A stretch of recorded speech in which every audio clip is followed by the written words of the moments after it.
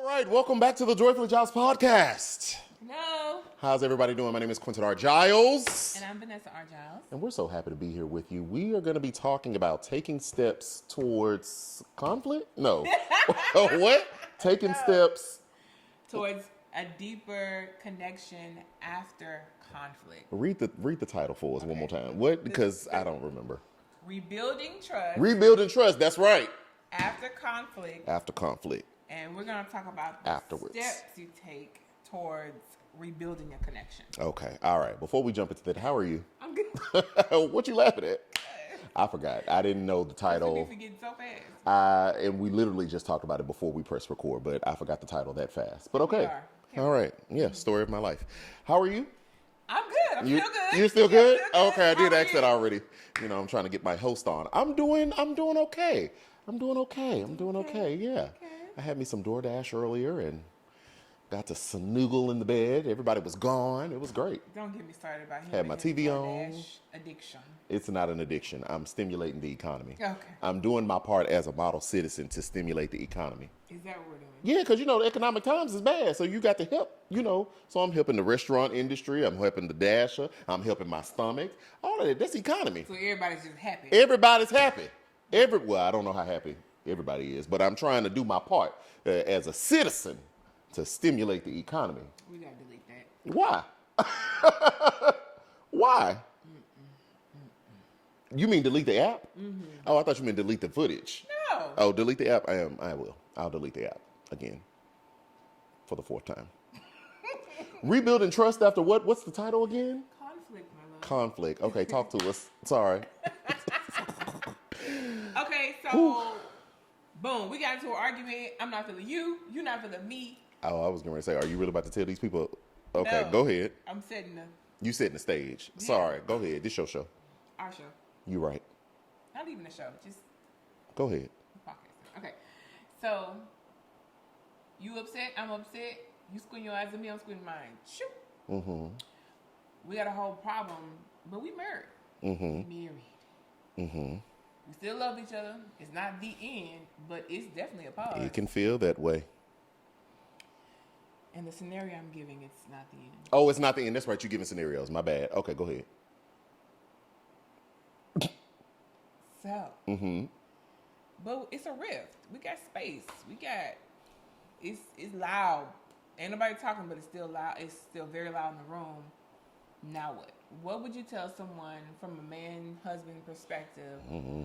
Y'all have had a disagreement. You've caught a rift. Again, love each other, still want the marriage, still want you, just don't know how to get back to a place where I feel connected to you. I feel, like I want to do the fun stuff and the lovey-dovey stuff again and trusting you because of this thing. I think it's a case-by-case scenario. I feel like I'm more informed now that I know what an attachment style is, and you're familiar with, attachment styles and attachment style theory. And so as an avoidant, dismissive person who has that type of attachment style, I feel like for me, I just need time.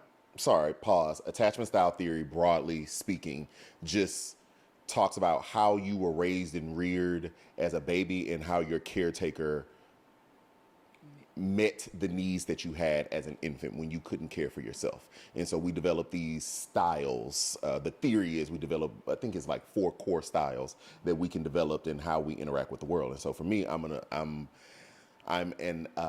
avoidant, dismissive avoidant attachment style. So I don't know if I have the one size fits all for everybody on how they should handle it. I know for me, I need time. I need time when I'm offended. I need time when I feel like you're pressing up against me. I need time when I feel like you're trying to tarnish and tear down my destiny that the Lord has set for. No, I'm playing with that.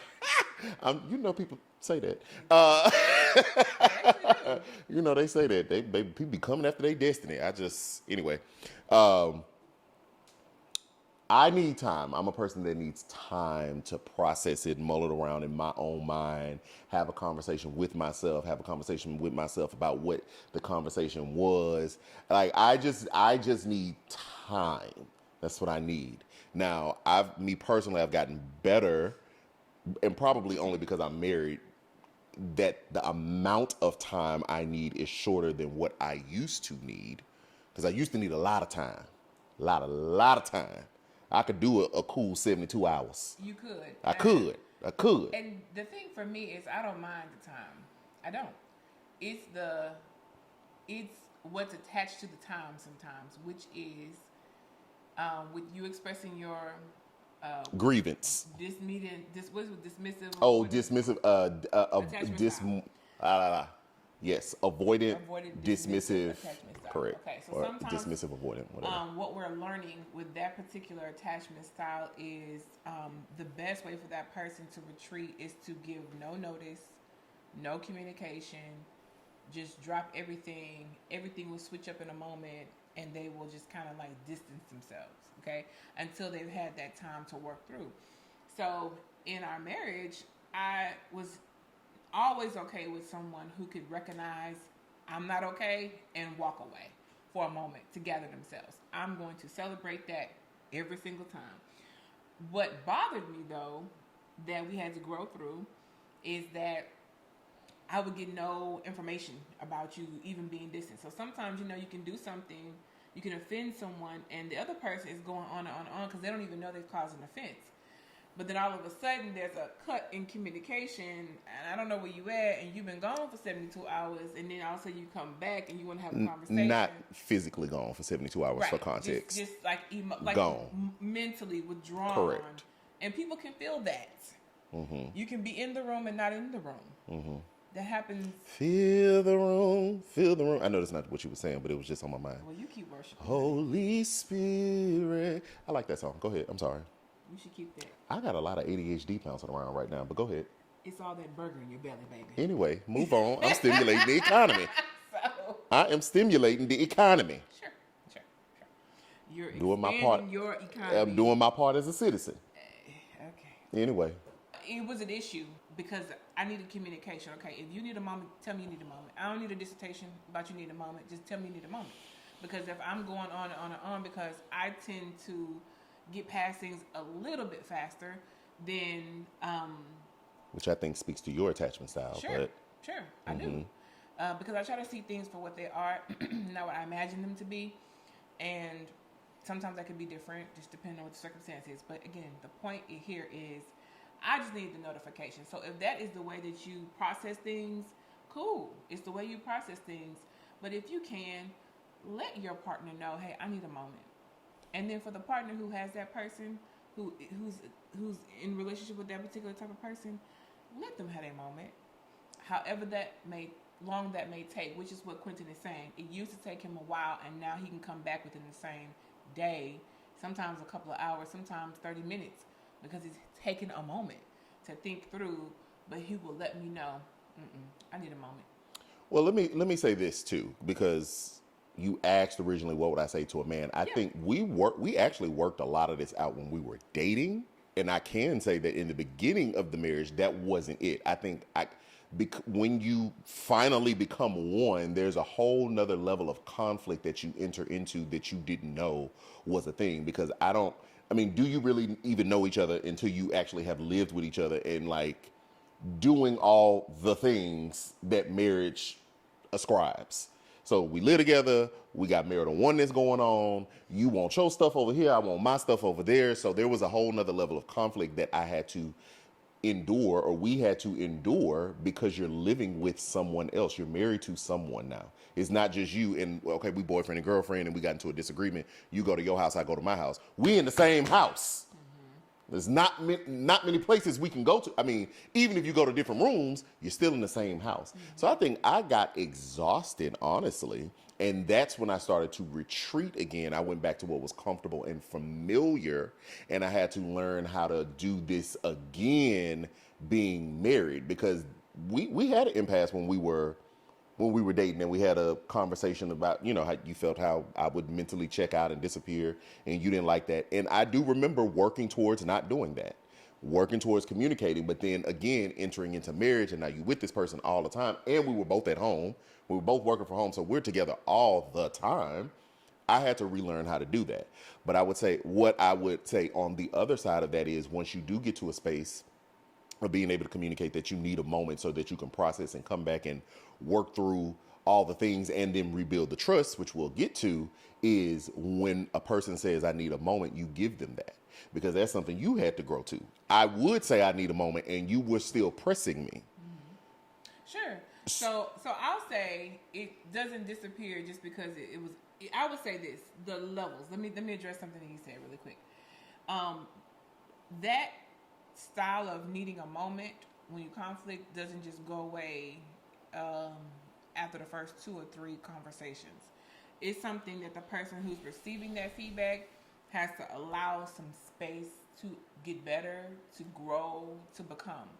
And in that, yes, in the beginning, especially prior to marriage, I'm the person, especially in my family, the way we do things is if you have a conflict, most of the time we addressing it right then, but it's not like a fight.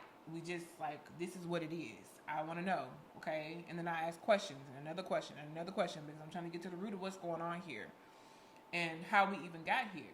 But it just wasn't healthy in the beginning or period to continue with those lines of questions. If someone said they need a moment.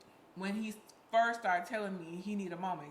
So he was doing what I asked him to do, which was, I need a moment. Communicating. And then it was like, okay, you need a moment, that's fine. And this and this and this and this and this and this. So do I get the moment? So I learned pretty quickly to say, okay. Not quickly, but okay, go ahead. Preach, I feel like baby. I learned pretty quickly, but okay. Maybe I didn't. He knows better than I do.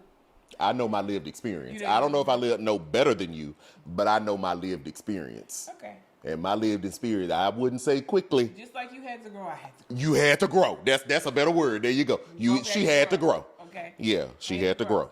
So we decided to let each other grow in that area. But yeah, so that I would just say give both of yourselves some grace if that is the case. Who's learning to say I need a moment and the one actually taking the moment. Because sometimes in that waiting period of time, especially if you know you don't right, like you got the guns and you know you right about the situation and you got examples and you just ready to lay them things out. Actually, in your moment or in their moment, that's probably a good time for you to pause, pray, think through some things, and even in your giving that person the truth, just process how you want to give that truth as well. Versus it just coming from a place of, I know I'm right about this, or I know that I have a lot of valid points in this situation. So in my growing, I'm saying that's what I learned to do when you would say, I need a moment. I started to pray about, okay, I don't like this, but when we come back together, let me submit some of this to the Lord. Not some of it, all of it. So on the other side of that, how does one rebuild trust after the conflict has happened? What is the title of this again? Rebuilding trust after conflict, steps toward deeper connection. We use so many words. So how does one rebuild the trust? Well, okay, go ahead. No, I was going to say, can you speak to this? Because this is really big for you. It's big for me, yes. What's big for me? Acknowledgement. Oh, accountability. Yeah. That was exactly where I was going to go, but I was going to ask you a question first. Good. Accountability is huge for me. So prior to that, what I was going to say was not every moment of conflict calls for the rebuilding of trust. It is levels to whatever the conflict is, right? So depending on how big it is, like we went through, we had some big conflicts earlier in the year, and we had to work towards getting back, into a really good space. Like really work. Like really, really work. If you've been married any periodically of time, wait, how she say it? If you've been married any periodically amount of time, you would know. Sometimes it goes. We can. We bless the Lord. Yeah. All right. So what's huge for me is accountability. Like I can't after conflict and an impasse, a big impasse, if you can't be honest about the situation, and when I say honest about the situation, I understand that we both have two different viewpoints, but there also has to be some commonality in whatever it is that we're discussing because we both experience something. So I'm big on accountability. I'm big on you naming your stuff. So you'll often even hear me say in this podcast, I think I said it in a couple podcasts ago, you talk about you. Talk about what you could have done better. Now let me talk about what I could have done better. And you talk about what you could have done better. But just naming a thing, especially when it makes sense, when it's laid out. Don't run. Don't run. Don't run. Don't run. Don't run. Okay, don't run. When the mirror is put up to you, and own your part.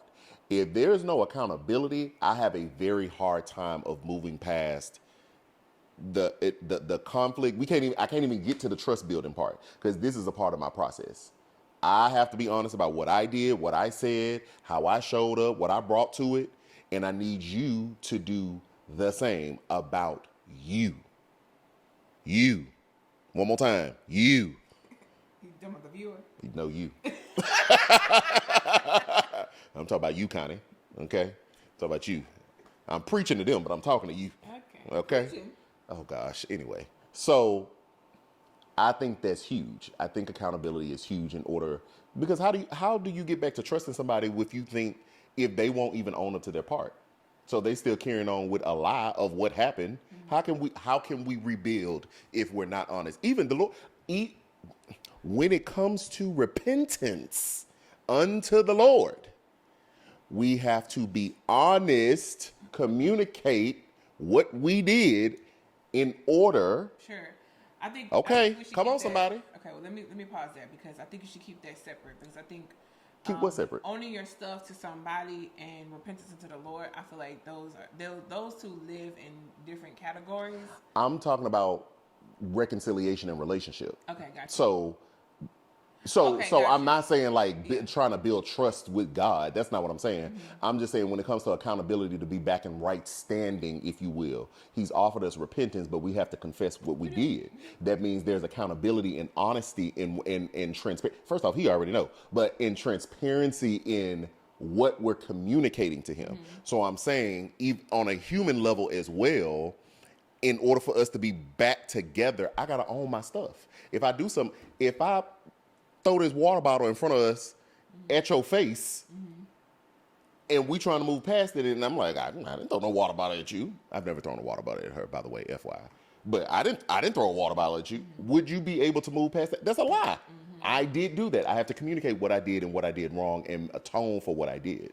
Understood. So gotcha. That's what I was saying. What would you say to the person that's like, but I'm trying to communicate something to someone who doesn't see this part of themselves? Ooh, that's happened. Ooh.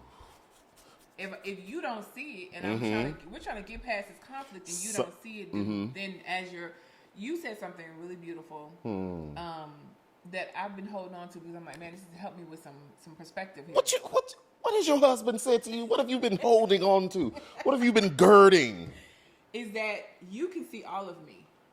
I can only see a part of me. Even in the mirror, I don't see all of me. I only see the portion that the mirror is showing me in that moment. I cannot catch every angle like you can catch every angle. So there are some parts that my partner sees about me that I cannot see, that they can identify, they can call out, and can say, hey, and maybe you can improve by this or that. Yeah. So I look at it through that lens, meaning like I actually see you, and I see maybe we have some area of opportunity to grow or change. Right. And I'm trying to communicate that to you, but because you can't see it yourself yet, you're not really receptive, but it is a part of... Yes. Okay. So thank you for drawing that out. I think that is a part of long suffering in the partnership, in the marriage. I think that if they can't see how their behavior contributes to something or see what they do, it is definitely frustrating and difficult, because we've been there where I have had to just not necessarily eat it, but I do I will choose not to die on the hill, but it does leave me feeling a certain type of way, because I'm like, you absolutely do whatever the thing is that I'm saying you do, and you just don't see it, and then it happens again and again and again. Part of that is I just have to long suffer, because you're not perfect. I'm not perfect either, and we should flip this at a certain point too, so it's not like a you. Sure, because but I know it's a you too. Anyway, so I'm trying to help you. Look at you. So That's that. I think there's a difference in, like, if I go back to the water bottle example of where we all clearly see if you pick this remote up and chunk it, you threw it, but you're saying you didn't throw it. It's a lie. So I'm talking about accountability, and there's wisdom and discernment and judgment that goes along in this. I'm talking about accountability for sure, in things that are undisputable. Okay. Okay, we're yelling, you threw something. Again, these are examples. This is not us. We're yelling or we're arguing, and as we argue, you blew past the red light and ran into the car. I didn't do that. You did that. As opposed to patterns of behavior, ideology, thought process that you don't really see yet. I'm gonna call it out. Your partner should call it out, but some of it is long suffering, and then praying that the Lord, like, please show her, because I have prayed that prayer many times. Please show her, because it's not clicking. It's not. It's not. What Justin Bieber say? Is it not clocking to you that I'm standing on business? It's not.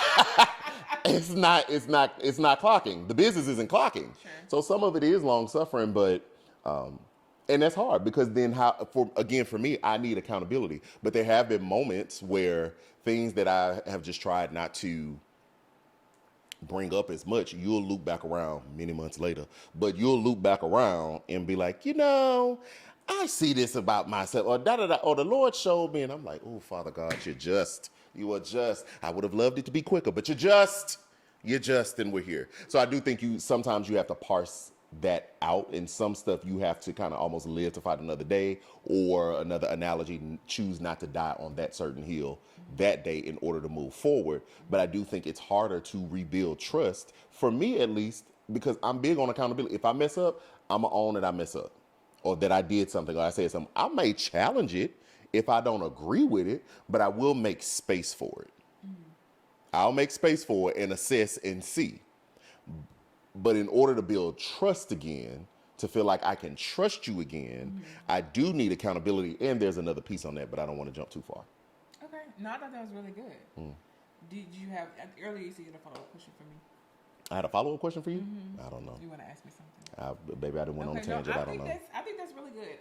I'll say on the other side then of that, which I know both of us have experienced, is believing enough about your partner, even though you're maybe in conflict at the moment, but believing the good times, like the person has your best interest in mind, that they do love you, that they do see all of you, they do want the best for you, which again is sometimes hard to see when you're in conflict. But if someone is showing you a part of yourself that you don't see, it is worth it enough to take to the Lord in prayer, or even funnel through a trusted friend or a counselor, someone who has wisdom, who's not afraid to tell you the truth about yourself, or to help you process it.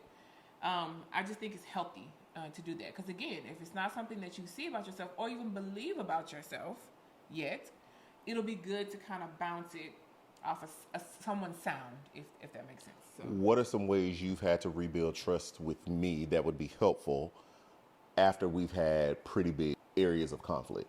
Something that I had to make up in my mind is I cannot be inconsistent with you just because of how I feel about you.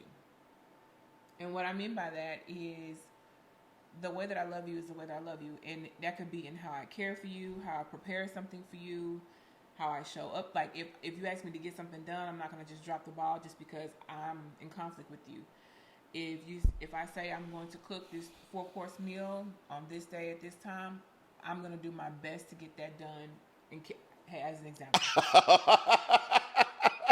the most we do 4 courses. We normally do 3: meat, starch. I was surely about to ask. Go ahead. I'm sorry. But anyway, I had got.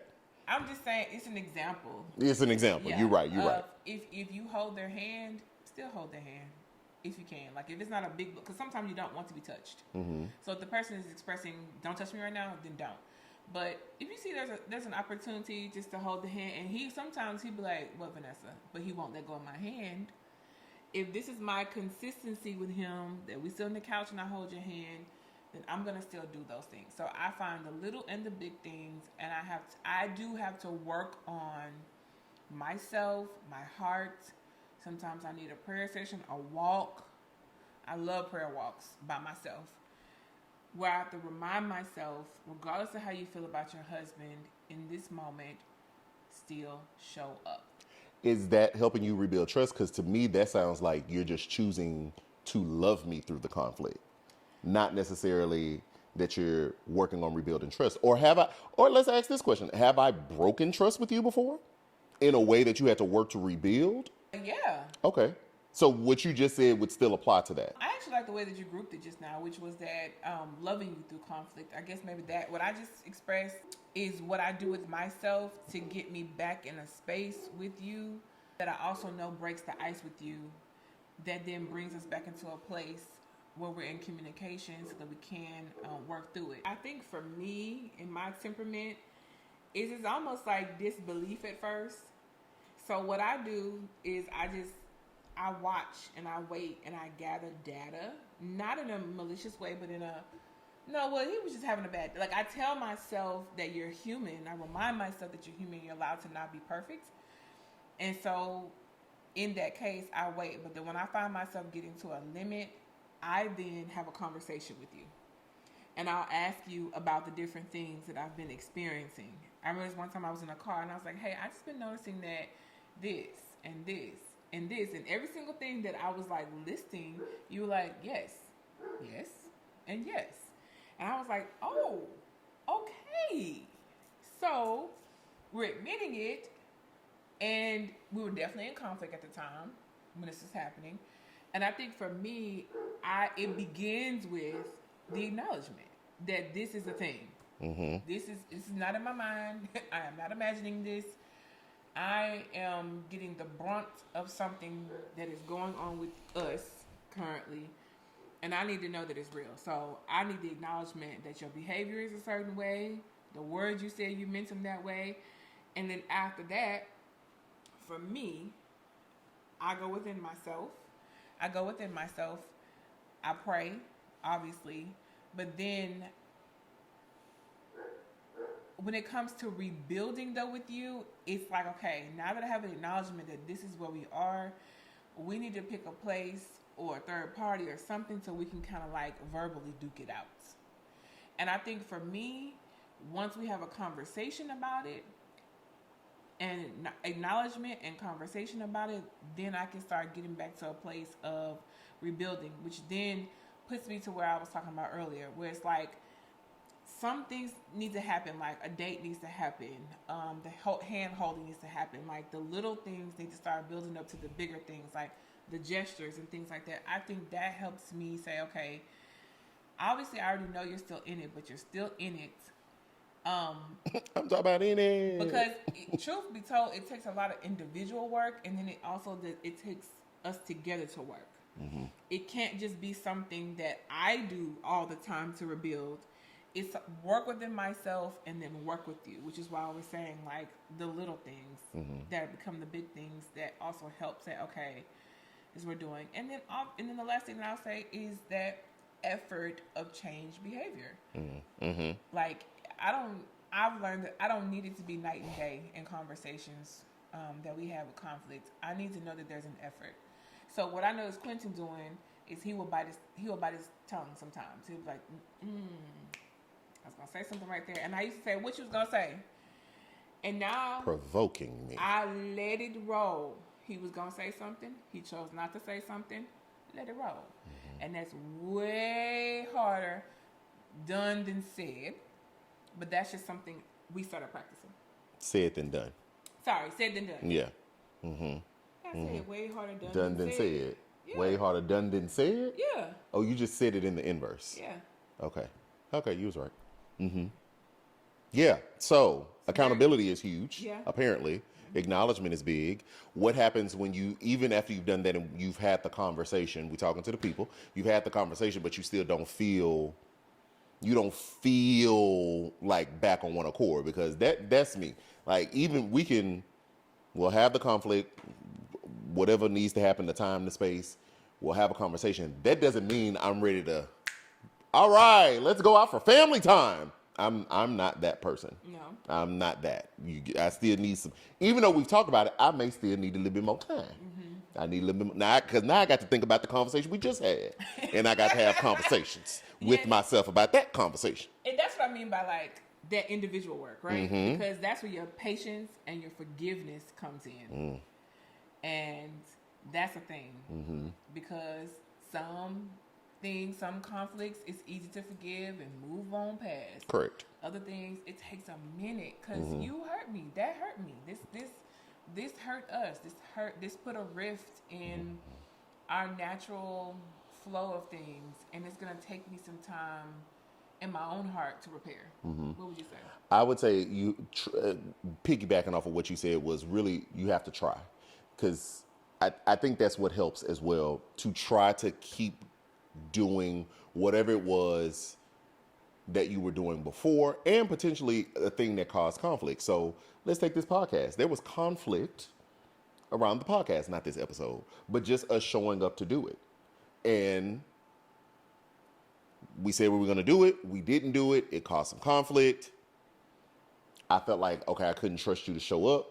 And then I had to decide one day, well, she said she was in it. Let me put that to the side. Let me forgive it. I don't forget it, but let me forgive it and let me try again. And now here we are. So trying, even though when we did come back to this, I was like, oh, I don't know how this is going to go. Because I don't feel like arguing. I don't want to, all the things. And, failed expectations. Because, we said we were going to do something, so let's do it. But I don't know that we would have been back here in front of this camera and these mics had I not tried again to see if there was going to be a different result based upon you telling me I'm actually in. It just doesn't look like how it looks like for you, which is me. Understood. Yeah. So try. You have to try. Try. Something that I said in one of our conflict resolution conversations one day that I think it was really the Holy Spirit was like, some things, because their habits are not front of mind for you. It's a muscle that is weak or dormant that you are not using, or it's just not an interest level that is high as your partner, which that's a thing, right? We got your thing, my thing, and our things. But sometimes those worlds collide, right? Where we are doing something that is really more like important to you. And I'm not talking about the podcast as a whole. I'm just saying just in general. But in that case, in that conversation, I was like, I was showing up, but I wasn't showing up in the way of excellence, if that makes sense. And not that I didn't want to be here. It was just the things surrounding the podcast for me was more like back here mind, not front of mind. And for him, because it's like second nature for him, it's like front of mind. But for me, it was like lights, camera, action. Yeah, it was like back here, like I'm there, I'm in it, but my tenacity, my drive for it was like, I'm coming. I'll be there. Again, I'm in it, but it's not like, like he is. And it's okay to be different. But again, sometimes we subconsciously show up to things in a way that communicates to our partner that we may not be as in it as we say we're in it. Because again, they see all of you. And when you excited about something, they know how you show up and how you don't show up. And when you're really in something and when you're really not. So we just had a really excellent conversation about that and showing up when there are expectations in place. And when you say something and how you show up when you say you're going to do something, it matters. So, I would agree. It was, again, low level conflict around this, but came out with a really good result. Not just the podcast, but just like in how we show up. Be kind to yourself.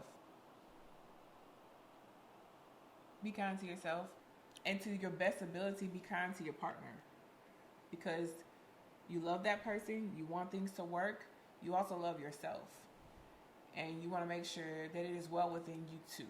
So just be kind to yourself, be honest with yourself, and then be kind and honest to your partner. That's it. Yeah. So that's all we got for today. If you enjoyed this podcast, make sure you like the podcast. Make sure you like the video, okay? Like that video. That helps us, all right? And also, as always, y'all did an excellent job in the comments of the last show. We want to meet you all there as well in the comments. We want to know how you have worked at rebuilding trust with your significant other after a major conflict. As always, this is the Joyfully Giles podcast, and we shall see you next time. See ya.